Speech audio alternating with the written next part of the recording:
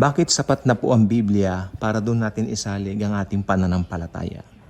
Ibig sabihin po nito, sa Bible lang talaga. Ito yung sola scriptura, the Bible alone.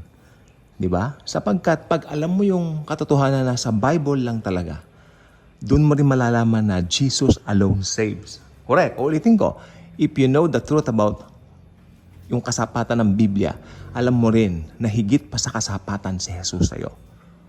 Okay? Pero, makinig po mabuti, yung Jesus na sinasabi ko, dapat yung Jesus ng Biblia. Yung Jesucristo ng Biblia, hindi yung Jesus ng kung saan-saan kinuha.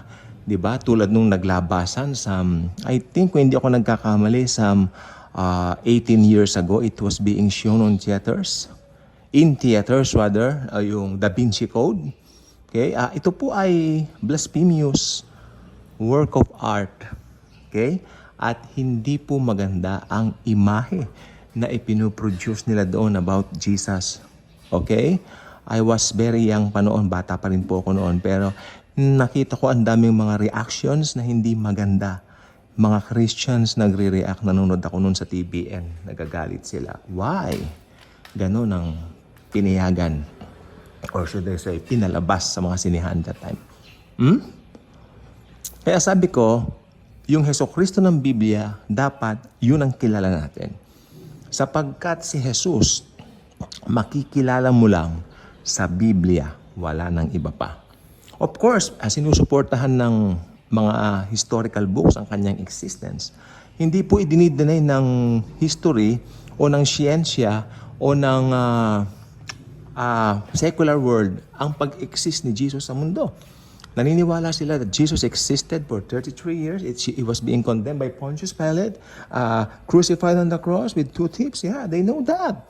Alam din nila na matay siya inilibing. Pero, dito po nagkaiba, dito nasira. Ito yung malaking kaibahan ng mundo at sa ating mga born-again Christians. Ano yun? Hindi sila naniniwala na si Jesus ay nagbangon mula sa mga patay. Amen? Tandaan po ninyo. Ang Bible lang po ang nagsasabi. Ang salita ng Diyos po ang nagsasabi at naghahayag, Jesus rose from the dead after 3 days. Amen? At sapat na po yan para paniwalaan po natin. Ang Biblia po ay napaka-importanteng aklat sapagkat ito ay ipinasulat ng Diyos sa mga piling tao na kanyang pinili, syempre. At mga propeta, may mga fishermen, no? May mga ordinaryong mga tao nung una, tapos biglang gagamitin pala sila like Joel, mga ganyan, si Haggai, 'di ba? Itong si Nehemiah, itong si Ezra, sino pa? 'Di ba? Maging ang isang reyna, ang isang dukhang babae ginamit din po siya, itong si Reyna Esther, 'di ba?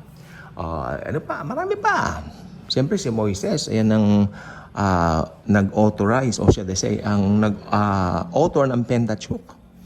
5 books po yun ng mga Hebrew Bible. No? So ito pong sinasabi ko pong ito sa inyo ay sapat na po para malaman natin na ang Diyos ay gumagamit ng mga tao. Okay? Matakot ka pag Diyos mismo ang sumulat dahil hindi ka makakatingin sa mukha ng Diyos ng harap-harapan dahil mamamatay ka talaga. Okay? Kaya gumamit siya ng tao in order for this very sacred book. Kaya ang Bible po, ibig sabihin po niyan, sa wikang Latin, Biblion. Ibig sabihin, kalipulan ng mga libro, kalipulan ng mga aklat. At hindi lang po yan, ang process po niya napakahaba.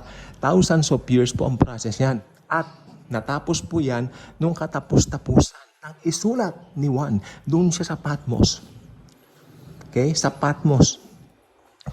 Doon inireveal, inihayag. Kaya nga po ang kanyang isinulat, isa sa kanyang obra maestra talaga, pinaka-obra maestra niya dyan, na isinulat niya ay ang The Book of Revelation. Okay? So sapat na po yan para ngayon sa pag-aaral natin. God bless, God bless.